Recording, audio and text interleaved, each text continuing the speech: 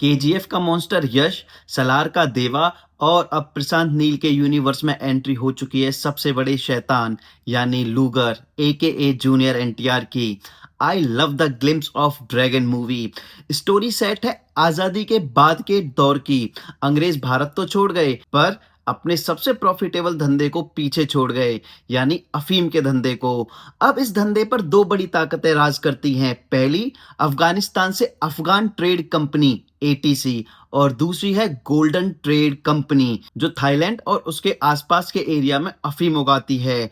Trailer में detailing पर बहुत ध्यान दिया गया है, जैसे एटीसी अपने अफीम को बॉम्बे के पोर्ट से इंडिया में डिस्ट्रीब्यूट करती है और गोल्डन ट्रेड कंपनी अफीम को कोलकाता के पोर्ट से इंडिया में डिस्ट्रीब्यूट करती है। और ये जाहिर सी बात है कि इनके बीच में आपस में छोटी मोटी लड़ाई दिखाई जाएगी, जो ट्रेलर में भी एक छोटा सा ग्लिम्स दिखाया गया है। अब ये ट्रेलर सिर्फ एटीसी यानी अफगान ट्रेड कंपनी के विलन्स को ही दिखाती है। अभी तक गोल्डन ट्रेड कंपनी का कोई भी हिंट नहीं दिया गया।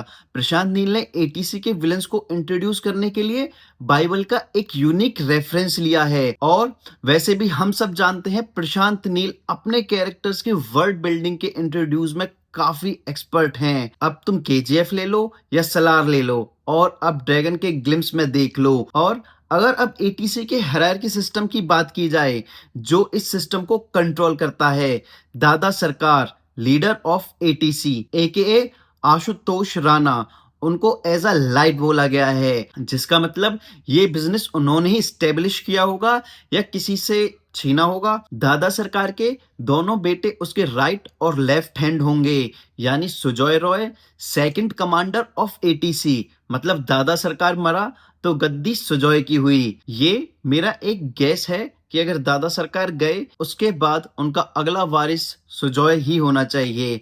और दूसरा है बेटा बॉबी सरकार, जो कि वजीर है। इन दोनों को एज अ एयर और वाटर रेफरेंस दिया गया है। मतलब एक क्लाइंट और पॉलिटिशियंस को हैंडल करता होगा और एक ग्राउंड लेवल पर चीजों को मैनेज करने का काम करता होगा। फिर हमको एटीसी के अकाउंटेंट को दिखाया जाता है, जो है राव।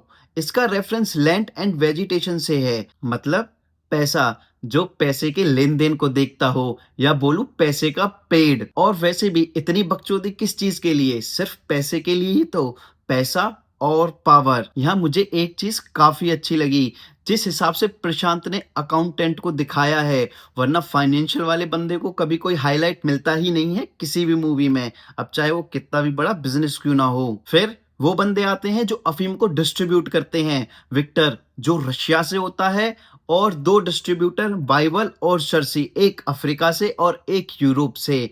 उनको as a sun moon and star दिखाया गया है, क्योंकि इस अफीम की लाइट को बांटने का काम इन्हीं का ही होता है और इसीलिए इनको ये रेफरेंस दिया गया है। जब बाइल की एंट्री होती है तो बैकग्राउंड में बहुत सारे लोग लटके हुए होते हैं और उसकी पूरी बॉडी पर ब्लड होता है। इस सीन को देख के थोड़ी थोड़ी सलार जैसी वाइब भी आती है और इन बैकग्राउंड की बॉडीज को देख के ये पता चलता है बाइल उस एरिया का किंग है। फिर एंट्री होती है ट्रेनर और उसके ट्रेनीज की। इस टीम का नाम होता है द 91 डेथ्स। मोस्ट प्रोबेबली ये नाम इसलिए होगा क्योंकि इसमें 91 लोग होंगे, एक पूरी टीम। अब इतना बड़ा सिस्टम है तो अपनी खुद की एक असैसिन टीम भी होनी चाहिए। एक बंदा जिसको हम भूल रहे हैं, जनरल दुरान, जो self proclaimed Lord of Somalia है। इसका मतलब ये है उसने अपने आप को इलीगल तरीके से सोमालिया का वॉर लॉर्ड माना हुआ है, जो कि ईस्ट अफ्रीका में लोकेटेड है। भगवान ने सब बना दिया। 7वें दिन पे भगवान आराम करने चले गए एज अ बाइबल रेफरेंस।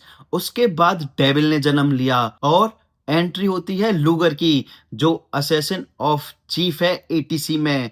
ढेर सारी लाशें बिछी हुई हैं और लूगर एक कोने पे डायलॉग बाजी करता है। सिंपल भाषा में बोलूं, वो सीधे सीधे बोल रहा है, मैं एक इमोशन लेस आदमी हूं, मुझे घंटा फर्क नहीं पड़ता किसको ठोकना है और किसको ठोका है। पर हम सब जानते हैं कोई ना कोई ऐसा पॉइंट आएगा जहां लूगर के इमोशंस जागेंगे और वो एक एंटी हीरो या एक बागी बन जाएगा एटीसी के लिए। फिर एंट्री होती है हीरो की, रघुवीर राठौर एके अनिल कपूर, जो कि नारकोटिक्स में ब्यूरो के चीफ हैं। टेंशन मत लो, मेन हीरो एनटीआर ही होने वाला है, या फिर बोलूं एंटी हीरो। लास्ट में एनटीआर की जंगल में फाइट की छोटी सी झलक दिखती है, वो भी 91 डेथ आर्मी से। इस पॉइंट पर अपना हीरो प्रॉपर बागी बन गया होगा, और जैसे मैंने बोला था एंटी हीरो बन गया होगा। और ये होना भी जायज है, क्योंकि मूवी ऐसे ही बनती है। प्रशांत नील की मूवी में हीरो कहीं ना कहीं किसी एक पॉइंट पे फंसा रहता है,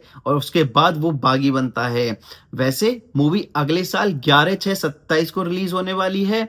अब ये समझ में नहीं आया इतनी जल्दी इसका ग्लिम्स रिलीज क्यों किया। अब पता नहीं, पर पहले ये मूवी 2026 में रिलीज होने वाली थी। रीजन जो भी रहा हो, ये ग्लिम्स आपको कैसा लगा कमेंट सेक्शन में जरूर बताना, और मिलते हैं अगली वीडियो में।